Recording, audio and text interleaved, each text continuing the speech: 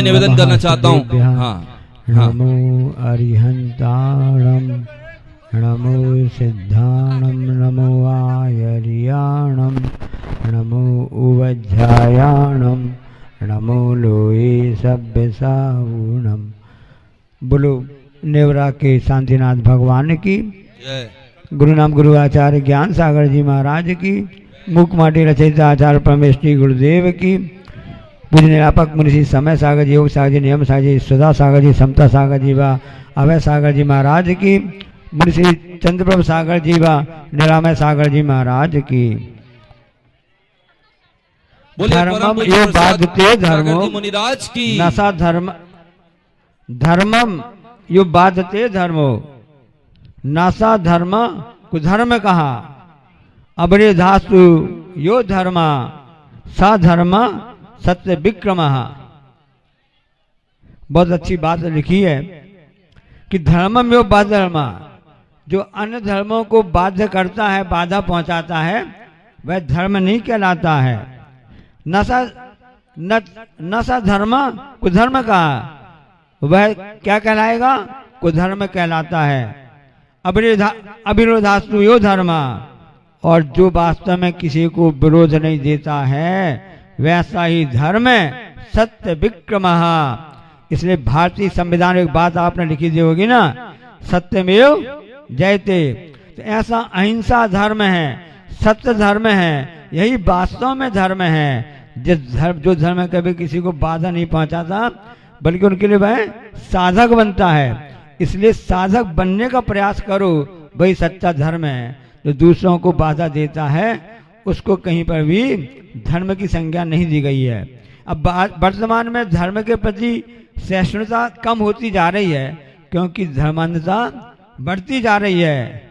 जीवन अकेले नहीं चलता है, कभी भी जीवन अकेले चलता क्या? आपका ध्यान चलो कि हमारा जीवन शादी का चलता होगा, हम और कुछ कहना चाह रहे हैं। जीवन अकेला कभी नहीं चलता है। तो कैसा जीवन में क्या क्या चीज अकेला नहीं चलता, क्या क्या उसमें रहता है? तो एक तो जीवन में सुविधाएं से कब वंचित हो जाए कोई भरोसा नहीं रहता है। जीवन सुविधाओं से कब, ये अवस्थाओं का जीवन कभी भी अकेला नहीं चलता है क्योंकि जीवन कब सुविधाओं से वंचित हो जाए कुछ कहा नहीं जा सकता है। जीवन कब खतरे की अंदर आ जाए कह नहीं सकते ना, कब खतरे से घिर जाए भरोसा नहीं रहता है। अभी हम अच्छे खासे यहाँ पर बैठे हैं, कब वह जीवन की जो सुविधाएं हैं दुविधाएं में कब बदल जाए भरोसा है क्या? कोई गारंटी नहीं है। क्योंकि बीमारी हुआ, बुढ़ापा हुआ, मृत्यु हुई, ये तो हमारे साथ हमेशा लगी हुई हैं। हम रास्ता देखते हैं कि बुढ़ापा आएगा तब कुछ करेंगे, लेकिन बुढ़ापा आपकी रास्ता देखता है? कोई जरूरी नहीं कि आपको बुढ़ापा आ ही जाए। हाथ तो अच्छे से ला रहे हैं, बहुत अच्छी बात, समझ में आ गई, बहुत अच्छी बात है ना। तो जैसे पोलियो की दवाई बचपन में पी जाती है, बचपन में पिलाई जाती है, और आयुर्वेद में स्वर्ण प्राशन आदि व्यवस्थाएं जो होती हैं बच्चों के लिए इम्यूनिटी बढ़ाने के लिए, उनकी सुरक्षा के लिए, तो ये सब कब पिलाई जाती हैं? बचपन में कि बचपन में? बचपन में ना, बचपन में युवावस्था में ये सब पिलाई जाती हैं। उसी प्रकार से धर्म आदि जो होता है उसका प्रारंभ तो बचपन से ही प्रारंभ कर देना चाहिए। क्योंकि रास्ता लोग जिंदगी अभी क्या आवश्यक है, 6 आवश्यक बता दिए गए, देव पूजा, गुरु उपासना, स्वाध्याय, संयम, तप और दान। तो अभी नहीं महाराज जी, जब बुढ़ापा आएगा, प्रौढ़ावस्था हो जाएगी, लड़के बच्चे बड़े हो जाएं, शादी हो जाए, नाती आ जाए, तब उसको देखेंगे। लेकिन ये बात ध्यान रखना कि इस सुविधाओं से कब वंचित हो जाओ, कब खतरे घंटी बज जाए, कोई भरोसा नहीं रहता है। तो जिस प्रकार से बचपन में पोलियो की दवाई पी जाती है, उसी प्रकार से बचपन में ही धर्म का प्रारंभ कर देना चाहिए। आज मतगणना सुनने में आया कि है कि नहीं? अब ये बताइए, यहाँ सभी ने वोट मत दिए होंगे, है ना? अब ये बताइए कि वोट देने की पात्रता सरकार ने कब आपको दी? जब आप 18 साल के हो गए तभी दी ना, ऐसा नहीं कि अब 35 साल के हो तब आपको दी हो। तो हर चीज की लिमिट अवधि होती कि नहीं होती है। जिस प्रकार से मत देने के लिए, जिसका आज परिणाम आने वाला है, छत्तीसगढ़ में बस आ रहा है, सभी आ जाएगा 4 राज्य में ना, तो मतगणना चालू होने वाली है। तो मत देने की पात्रता सरकार ने अवधि आपके लिए 18 वर्ष की एक निश्चित कर दी गई है ना। जब आप मत देने का अधिकार आपके क्षेत्र में आ गया है, फिर आप कहो कि हम तो बचपन नहीं, हम 55 में करेंगे, तो ये तो बहानाबाजी कहला गई, नहीं कहला गई। तो इसी प्रकार से धर्म के लिए आपको हमेशा सोचना चाहिए, क्योंकि जब आपको अपने पराये का ज्ञान हो जाता है तभी सरकार ने आपका कि आप मत दे सकते हैं, आप इसके अधिकार हैं। तो जब हमारे दिमाग में, हमारे मन में अपना क्या है, पराया क्या है, इसके विचार आ जाते हैं, इसकी बुद्धि आ जाती है, समझने की शक्ति आ जाती है, तभी हमको धर्म करना प्रारंभ कर देना चाहिए। ये संस्कार की बात है। इसलिए संघर्ष करते रहो। एक मूर्ति खुली धूप में विराजमान थी और तेज धूप पड़ रही थी, और जिस पत्थर पर वह चट्टान पर विराजमान थी, वो भी जमीन भी गर्म, गर्मी में ऊपर से भी धूप आती है और नीचे से जमीन भी तप जाती है। तो पत्थर बहुत गर्म हो गया था।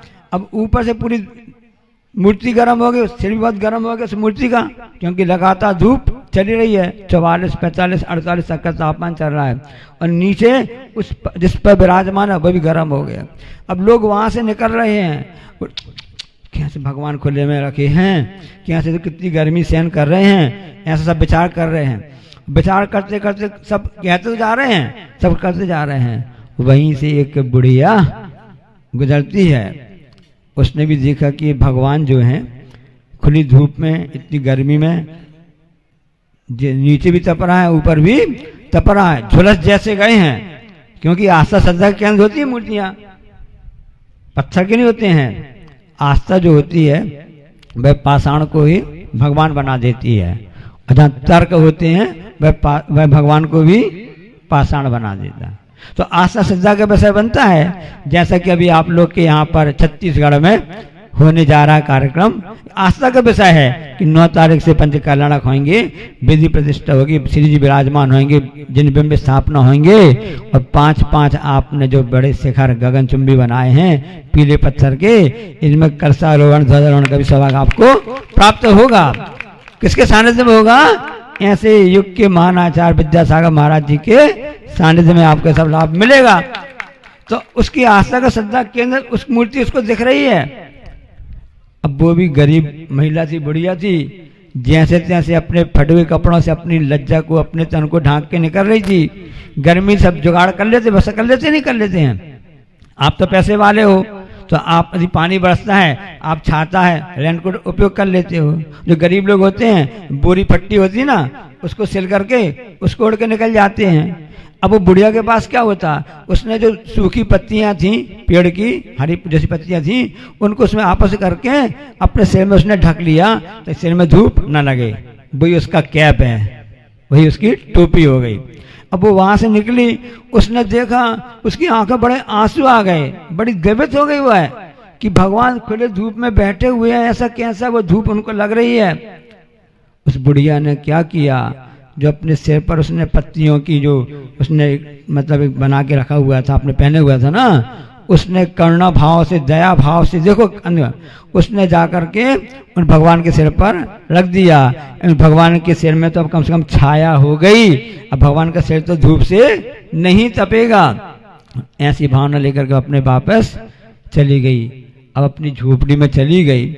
झोपड़ी में जाने के बाद भी उस झोपड़ी की शीतलता उसको आकुल व्याकुल कर रही है, क्योंकि उसके मन में भगवान दिख रहे हैं। उसने अपने पुरुषार्थ से जितना उपाय करना था, उसके जितने अधिकार में था, जितने क्षेत्र में था, अपने साथ उसने कर तो लिया। अब अंदर वह विचार कर रही है, अब उसको झोपड़ी की शीतलता भी उसको राहत नहीं दे रही है कि भगवान कितने गर्म धूप में हैं, नीचे जमीन तप रही है, कैसे होगा, कैसे कैसे होगा। उसी समय उसकी भावना फलीभूत हुई और उस आसमान में एक छोटा सा बादल का टुकड़ा वहां पर आ गया। उस बादल के टुकड़े ने आसपास जो भी वह बादल थे उन सबको इकट्ठा करना प्रारंभ कर दिया। यहाँ तो मौसम बहुत अच्छा है, छत्तीसगढ़ के पुण्यशाली है। अब अभी आप देखेंगे मध्य प्रदेश में, राजस्थान में, कि जहाँ पर तो आंधी तूफान और पानी बहुत बरस रहा है। ऐसी की भावना वहाँ पर हो गई, क्योंकि जहाँ पर धर्म की रक्षा के भाव होते हैं, धर्म साधन के कारण बनते हैं, प्रभावों के कारण बनते हैं, वहाँ उस धर्म की रक्षा के लिए देव भी आकर के अपना सहयोग करते हैं। और ऐसा ही कुछ हुआ कि वह बादल की टुकड़ी इकट्ठी होती गई और 2 घंटे के, आधे घंटे के अंदर लगातार मूसलाधार वर्षा वहां होती रही। तो जितनी भी गर्मी थी वह सब शांत हो गई। सब लोगों ने बड़ा जय जयकार किया और करने के बाद में भगवान के लिए स्थापित कर दिया। तो इसके पीछे उस माँ बुढ़िया की भावना कौन ने समझा? सब उसको भूल गए। ये अंदर की बात रहती है, अंदर के करना के भाव रहते हैं। ऐसा वह जो होता है तभी काम करता है। इसलिए बुढ़ापे की रास्ता नहीं देखना, क्योंकि जीवन कभी भी संघर्ष समय तो होता है। कई लोगों ने कहा महाराज जी, एक कथानक आता है कि भावना कैसे क्या काम करती हैं। वो व्यक्ति आया, महाराज जी आशीर्वाद दे दीजिए। आशीर्वाद दे? कौन सा आशीर्वाद? हमारी दुकान ना चले। आश्चर्य लग रहा है सुनकर आपको ना? ऐसा कोई व्यापारी होगा जो ये कहे भगवान गुरु महाराज, महाराज जी, बाबा जी, संत महाराज जी ऐसा आशीर्वाद दो हमारी दुकान ना चले? उसने ऐसा ही कहा। उससे पूछा, भाई आप सब तो कहते हैं कि आशीर्वाद दो तुम्हारी दुकान चले, तुम ऐसा क्यों कह रहे हो कि दुकान ना चले? काय का बिजनेस है? कपड़े का, किराने का, या होलसेल का, मार्बल का, या खदान है, क्या क्या काम है? उसने कहा बाबा जी हमारी राशन की दुकान है, हमारी राशन की दुकान है।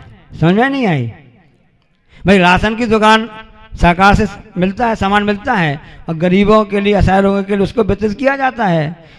खरीदे लोग नहीं आएंगे, माल बच जाएगा, हम उसको ब्लैक में,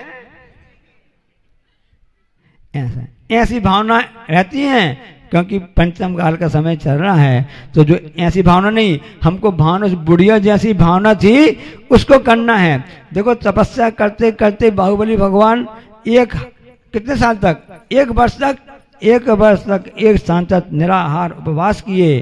तो तपस्या उन्होंने करते रहे, अड़ग होते रहे, और उसी प्रकार से, उसी तपस्या के प्रभाव से, और ऐसा विशेष रूप से गोमटेश में बाहुबली भगवान की मूर्ति की आपने स्थापना की।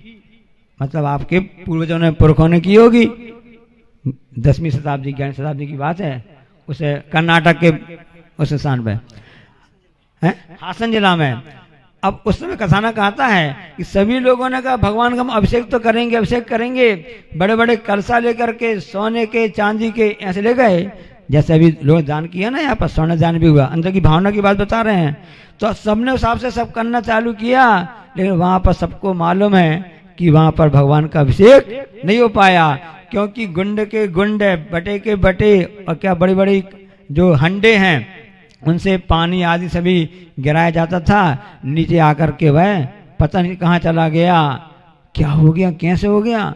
सब घमंड में है अपने, उनकी क्यों नहीं हो रहा है, हमने बोली ली, हमने ऐसा किया, हमने ऐसा किया, कुछ समझ में नहीं आ रहा था। एक वहाँ छोटी सी डोकरिया आई, बुढ़िया आई, डोकरिया बोलती ना, बुढ़िया रानी, बुढ़िया दादी। उन्होंने कहा भैया हमारी भी एक छोटी सी लुटिया है। नहीं नहीं तुम्हारा नंबर अभी नहीं लगेगा, तो अभी बाजू हो जाओ, अभी सब लोग बड़े लोगों का नंबर आएगा, हमारा कर तो दो, हम नहीं जा सकते भैया, पहुंचा तो दो। और ऐसी भावना करके चल, सब लोग कह रहे हैं। कोई ऐसे दयालु व्यक्ति होगा वहाँ पर, जैसे यहाँ की कमेटी बड़ी दयालु है, सब लोग यहाँ सरावा के पूरे छत्तीसगढ़िया सबसे बढ़िया कहते ना आप लोग। हाँ, तो इस हिसाब से कोई होगा, चलो भाई चल के वहाँ पर के करा देते हैं। और वहाँ पर उन्होंने जैसे ही लुटिया वहाँ हुई, तो बुढ़िया की लुटिया क्या कर गई? गजब कर गई। जैसे कि अभी हमने कथानक बताया है, उस बुढ़िया की जो भावना रूपी लुटिया थी उसने गजब कर दिया। और इस ढंग से वहाँ पर देवों ने आकर के भी ऐसी वातावरण बना करके उसको कर दिया। इसलिए ऐसी भावना भाना कि भगवान हमारी दुकान ना चले, ऐसी भावना नहीं भाना, क्योंकि आपकी दुकान अलग प्रकार की है। ये धर्म की दुकान है, ये सत्य की दुकान है, ये अहिंसा की दुकान है। यहाँ पर अहिंसा के पुजारी यहाँ पर आए हुए हैं और आप लोग अहिंसा के उपासक कहलाते हो। ऐसी भावना भाव कि भगवान हमारी दुकान खूब चले। कौन सी दुकान? घर गृहस्थी की दुकान नहीं, ये धर्म की दुकान, कर्म निद्रा की दुकान, पापों को नष्ट करने की दुकान, पुण्य को बढ़ाने वाली दुकान हमारी चलती रहे। ऐसी भावना भाते रहेंगे तो आपका यह आगामी कार्यक्रम जो आने वाला है अति उत्साह से संपन्न होगा। लेकिन उसके साथ में हम सबको उत्साह बनाए रखना है और पूरी शांतिनाथ भगवान का यह जिनालय है, ऐसी शांति बना करके पूरे उत्साह से, माला से, विशुद्धि से इसको करना है। क्योंकि जब तक विशुद्धि नहीं होगी, जब आदि नहीं होंगे, उसी का कार्य होता है, तभी कार्य सानंद संपन्न होता है। इसलिए उसको ध्यान में रखते हुए पूरे अनुशासन के साथ में हम यह काम करेंगे। संयम, तप, दान, देव पूजा, देव उपासना, गुरु उपासना, ये श्रावक जो कर्तव्य हैं, इनके अंदर हमारी कैसी क्या भावना होना चाहिए, इसका हमने थोड़ा लेखा जोखा कर लिया। आपको समझ में तो आ गया होगा। बोलिए अहिंसा परमो धर्म। अहिंसा परमो धर्म की आचार्य गुरुवर श्री कुंद कुंद भगवान की, आचार्य गुरुवर श्री ज्ञान सागर मुनि महाराज की,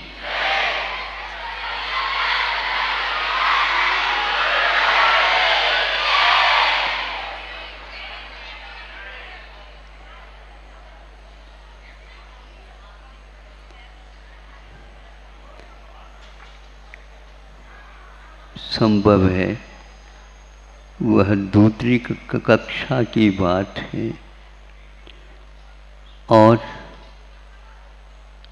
एक छोटी सी कथा घटना उसमें उल्लेखित है। ऐसे घटनाक्रम को बताने वाले बहुत सारे प्रसंग पाठ्यक्रम में बच्चों के लिए पहले दिए जाते थे। आज के कथाकार भी उसको पढ़ करके चिंतन में डूब सकते हैं और डूब जाते हैं, ताकि जीवन पर्यंत वह कथा, वह पाठ हमें जीवन पर्यंत ही नहीं किंतु जब तक कल्याण न हो तब तक वह कार्य कर सकता है, ऐसा हमारा विश्वास है।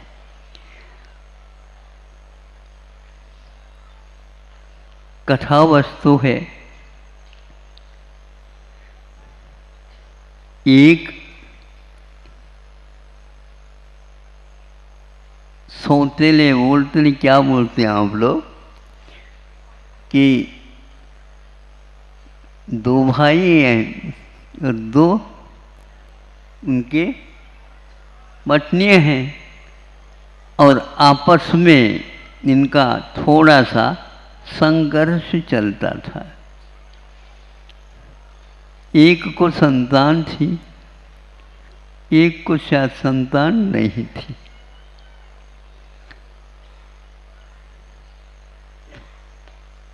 जिसको संतान नहीं थी उसने इस प्रकार का कार्य किया है तो ऐसा मैं नहीं कहूँगा भी, लेकिन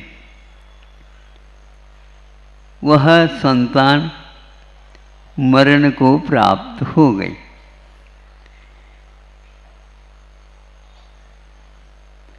जिसकी संतान थी वह चिल्ला रही है, रो रही है और इसका क्या अब न्याय होगा, बड़ा कठिन है।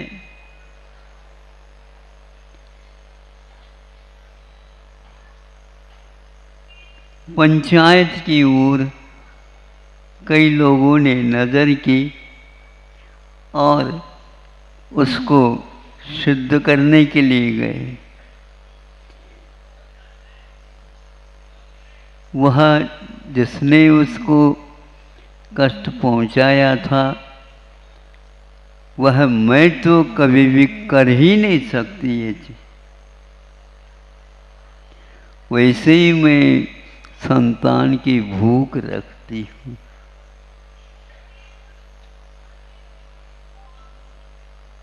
मैंने नहीं किया और जिसकी संतान थी वह कहते और कोई घर में थे ही नहीं। समझा करके हम गए थे, साथ ले जा नहीं सकते थे। लेकिन अब इसको क्या कहा जाए। हाँ, उसने जिसकी संतान नहीं थी उसने एक और विचार किया। एक गाय चौंक करके बाजार में से बैल सही है और गाय सही, और वह आई और मेरे सामने सामने ही उसको जो बीच में आ गई संतान उसको सिंग से उछाल दी, सिंग से उछाल दी और वह जो ही नीचे गिरा तो मरण को प्राप्त हो गया। इस प्रकार अपने ऊपर जो आ रहा था उसको किसी भी प्रकार से उसने टाल दिया। जब आंखों देखी बात कह रही है ये झूठ नहीं हो सकती, अब कैसा किया जाए। तो पंचायत की, तो पंचायत ने कहा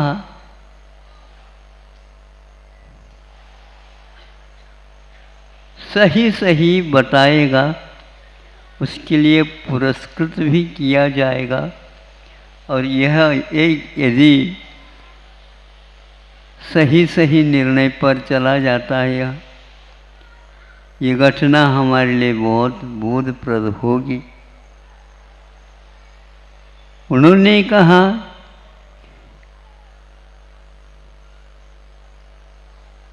दो के बीच में एक है संतान, ऐसा कर दिया जाए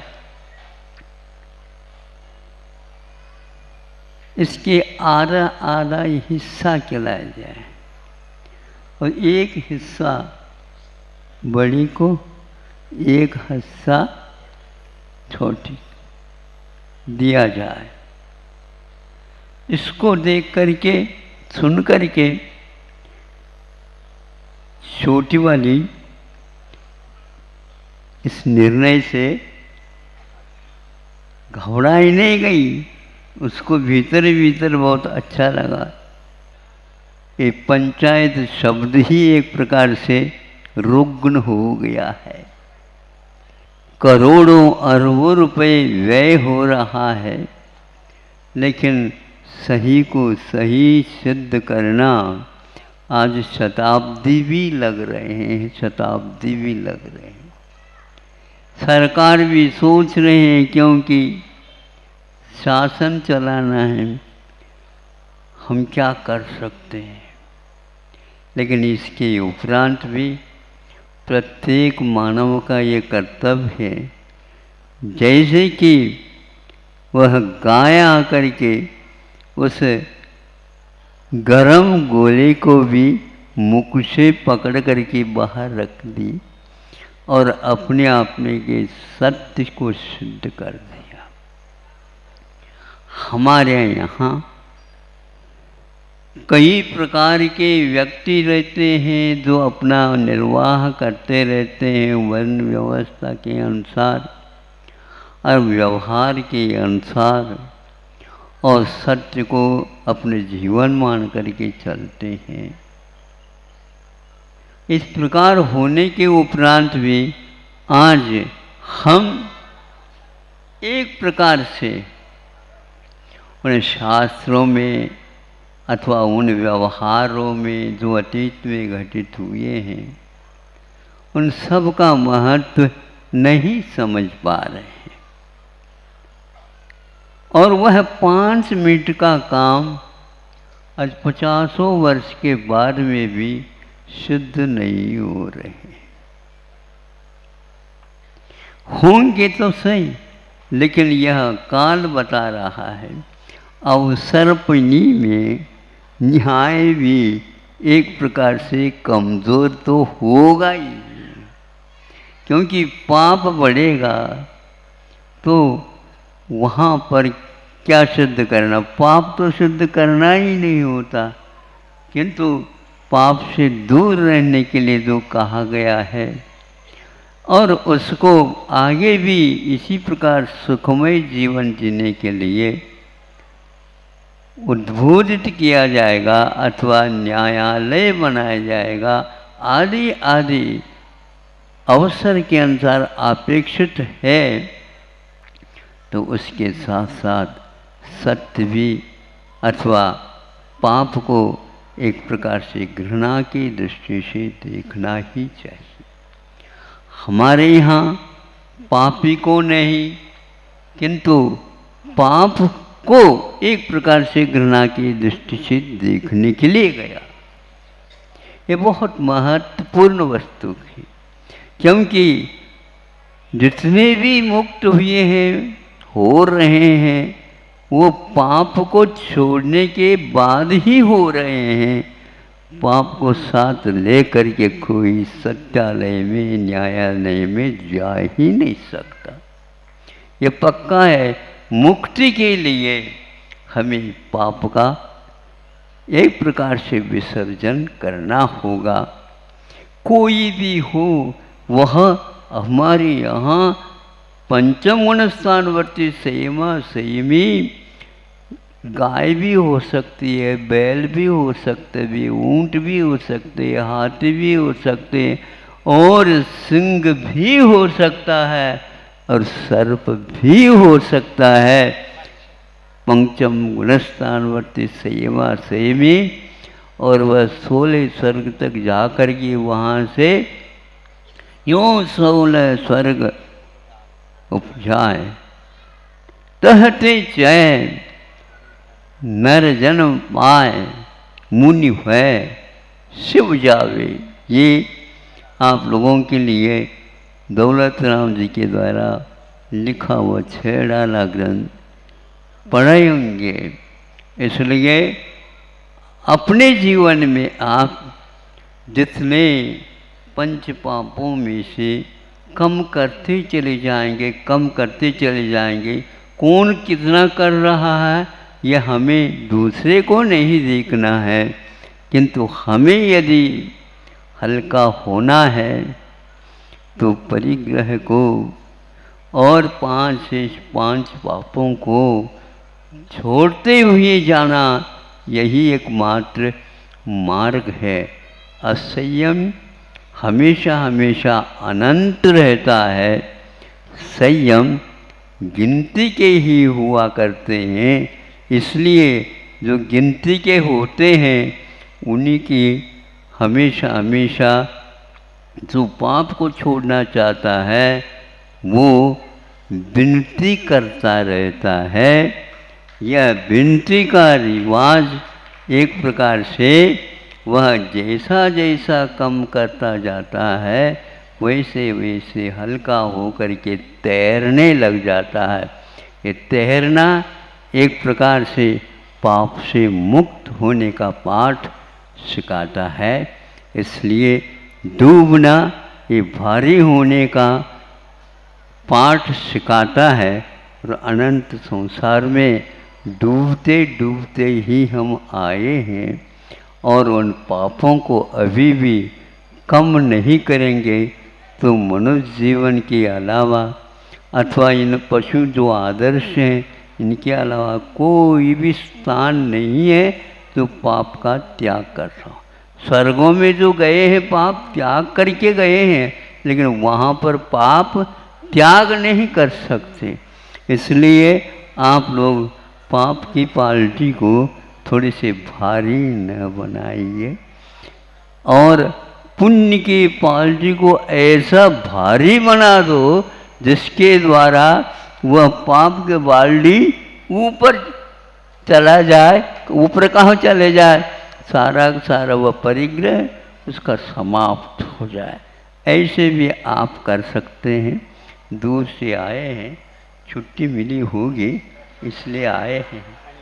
हाँ, रविवार तो कल है और बच्चों को स्कूल के पाठशाला के विद्यालय के बच्चों को शनिवार में भी आधा शनिवार मिल जाता है बताते।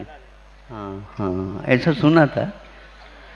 क्योंकि बच्चे प्राय करके छुट्टी को ही देखते रहते हैं और आप लोगों को भी उसी प्रकार मुक्ति को ही हमेशा देखते रहिए और धर्म के कांटे को, तराजू को, जो धर्म का कांटा रहता है, नीचे की ओर न देख करके उस कांटे की ओर ही आपका नज़र रह जाए और वह पाप का पाल्टी कमज़ोर होता चला जाए। यही एकमात्र आप लोगों का कर्तव्य है। अहिंसा परमो धर्मः।